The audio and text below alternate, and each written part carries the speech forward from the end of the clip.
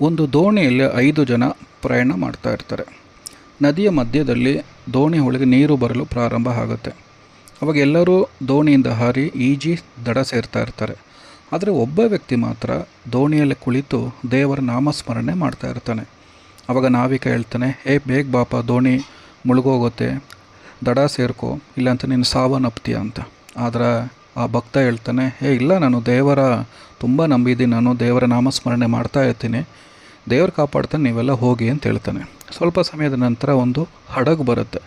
ಹಡಗಲ್ಲಿ ಇರತಕ್ಕಂಥ ವ್ಯಕ್ತಿ ಹೇಳ್ತಾನೆ, ಬೇಗ ಬಾಪ, ನೀನು ನಮ್ಮ ಹಡಗಲ್ಲಿ ಸೇರ್ಕೊ, ನೀನು ಸೇಫ್ಟಿ ಜಾಕೆಟ್ ಹಾಕೋ, ಇಲ್ಲ ಅಂತಂದರೆ ಮುಳುಗೋಗ್ತೀಯ ನೀನು, ನದಿ ತುಂಬ ರಭಸವಾಗಿ ಬರ್ತಾ ಇದೆ ಅಂತ. ಬಟ್ ಆವಾಗ ಆ ವ್ಯಕ್ತಿ ಹೇಳ್ತಾನೆ, ಇಲ್ಲ, ನನಗೆ ದೇವರು ತುಂಬ ನನಗೆ ಕಾಪಾಡ್ತಾನೆ, ದೇವ್ರಿಗೆ ನಾನು ಅಷ್ಟು ಪೂಜೆ ಮಾಡಿದ್ದೀನಿ, ದೇವರು ನನ್ನ ಯಾವ ಕಾರಣಕ್ಕೂ ಕೈ ಬಿಡಲ್ಲ ಅಂತ ಹೇಳ್ತಾನೆ. ನಂತರ ದೋಣಿ ಸಂಪೂರ್ಣವಾಗಿ ನದಿಯಲ್ಲಿ ಮುಳುಗೋಗುತ್ತೆ. ಕೊನೆಯದಾಗಿ ಹೆಲಿಕಾಪ್ಟರಿಂದ ಒಬ್ಬ ವ್ಯಕ್ತಿ ಬರ್ತಾನೆ. ಅವನು ಮೇಲಿಂದ ಹಗ್ಗ ಹಾಕ್ತಾನೆ. ಬೇಗ ಬಾಪ, ನೀನು ಇನ್ನೇನು ಸಾಯ್ತಾ ಇದೆಯಾ, ನೀನು ಹಗ್ಗ ಇಟ್ಕೊಂಡು ಮೇಲ್ಗಡೆ ಬಾ, ನಿನ್ನ ಜೀವ ಕಾಪಾಡ್ಕೋ ಅಂತ.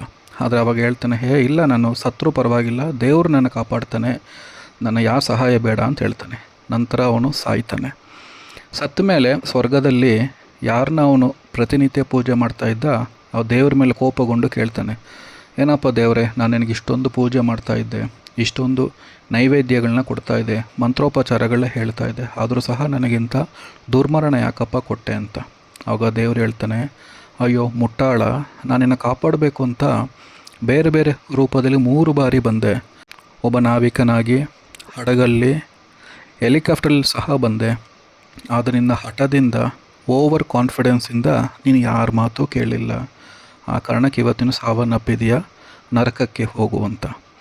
ಈ ಕಥೆಯಿಂದ ನಾವು ಏನಪ್ಪ ತಿಳ್ಕೊಬೇಕು ಅಂತಂದರೆ, ಯಾರ ಜೀವನದಲ್ಲೂ ಸಹ ದೇವರು ಪ್ರತ್ಯಕ್ಷವಾಗಿ ಬರಲ್ಲ, ಪರೋಕ್ಷವಾಗಿ ಬೇರೆಯವರ ಮುಖಾಂತರ ನಮಗೆ ಕಾಲಕ್ಕೆ ಎಚ್ಚರಿಕೆಗಳನ್ನು ಕೊಡಿಸ್ತಾನೆ, ಮಾರ್ಗದರ್ಶನಗಳನ್ನು ಮಾಡಿಸ್ತಾನೆ, ಬೇರೆಯವರಿಂದ ಸಹಾಯ ನಮಗೆ ಕೊಡಿಸ್ತಾನೆ.